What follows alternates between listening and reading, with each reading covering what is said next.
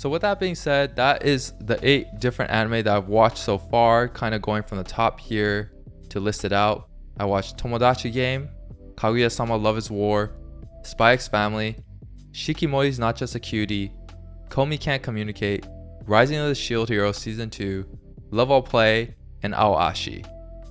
So this is the last segment of the podcast here for this episode. I want to just give you my power rankings for the 8 shows so far. I'm sure you can decipher it based on the scores that I gave for each of the first episodes. Going from the 8th place spot, at 8th place I have Love All Play. I do think Love All Play is a bit generic, but I do really want to see how this progresses. I don't necessarily think it's a bad show. It's an average show based on episode 1 from what I've seen so far. But I think there's room for growth for the show. So just being an 8th doesn't necessarily mean it's a bad thing. It just means that out of all the episodes I've watched so far, I didn't like it as much.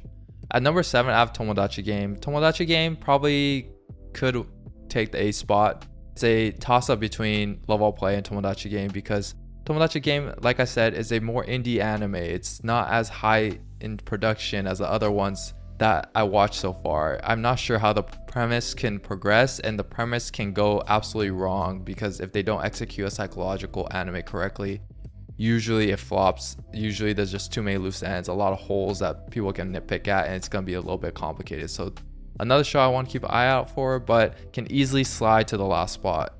At 6th, I have Rising of the Shield Hero.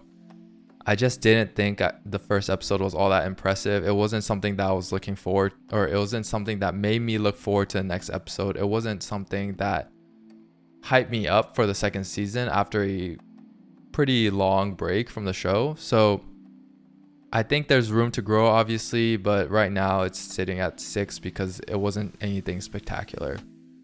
At number 5, I have Shikimori's Not Just a Cutie. I've kind of made my point about it. It's a very pure, refreshing slice of life that I could watch on a daily basis. Its plot is lackluster in a sense, but it's something that's very relaxing to watch, and I really enjoyed actually watching the first episode. At number 4, I have Ao Ashi. Ao Ashi is just a pick purely derived out of its potential because I do think there's a lot of room for this anime to grow. I am excited to be able to keep up with the sports anime during the spring 2022 season, and if it's able to execute it properly, I'm really excited for where this anime can go. At number 3, I have Komi Can't Communicate. Like I said, on anyone else's list, I can totally see this show sliding down because I don't know if some of these aspects of Komi Can't Communicate translates well to a Western audience. I'm not sure if everyone will love the show. I do think there are heavy slice of life elements to it, which might make the show boring as well. But for me personally, I do enjoy the cleverness, the script writing a lot. I do find myself laughing a lot. I do like the characters in the sense that I find myself supporting them as well and their character growth. So it's a show I just really enjoy watching, honestly, on a week-to-week basis. It's not something exciting. It's not an AOT. It's not a Demon Slayer that keeps me engaged from week to week, but every week when it comes on, it's so fun to watch. It's so refreshing and so unique in terms of how they're able to string together, play on words and interactions. At number 2 here, I have Spy X Family. I do think Spy X Family is going to move into a number 1 spot by the end of the season, unless obviously the number 1 spot holder right now is able to keep its momentum during the entire time. But if I had to guess, Spy X Family will move up there. It's still episode 1. It's the introduction of the story. Compared to some of these other different shows that are in the top 3, Komi Can't Communicate, and then the number 1 show, this show is in a sequel as well. So it's doing that introduction of the story still.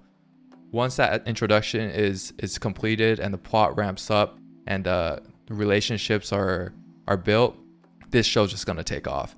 It's going to be one of the best of 2022.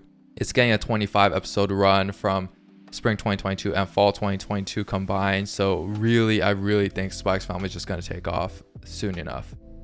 And at number 1, if it wasn't obvious, was a show with the episode that I gave a 5 out of 5. It's Kaguya-sama Love is War. I think Kaguya-sama Love is War episode 1 was phenomenal. It was one of the best episodes I watched in 2022, to be quite frank.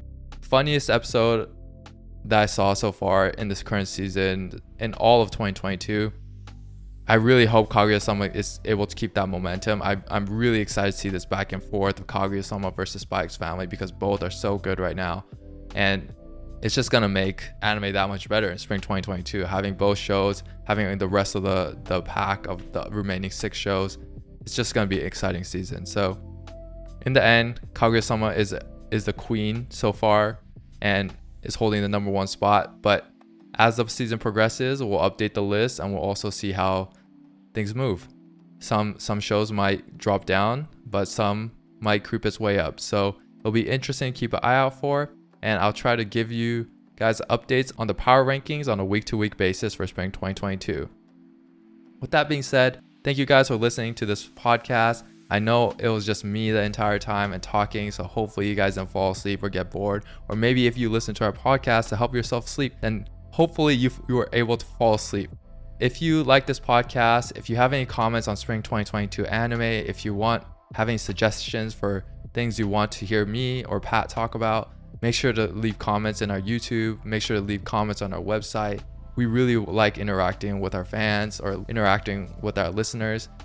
We really want to talk about and cultivate a community of anime. So feel free to hit us up there. We're also available on Spotify, Apple Podcasts, Google Podcasts, YouTube to listen to past episodes or the current episode. And we'll be looking to upload more things on YouTube. And we're also uploading some blogs and articles on our website. So keep an eye out for those things and make sure to leave comments after you read or listen to the content. But yeah, that concludes, I don't know what this segment is called, the Chris's Corner for now. And I'll be looking forward to the next episode of the podcast when we have Pat back. All right, peace out, Weebs.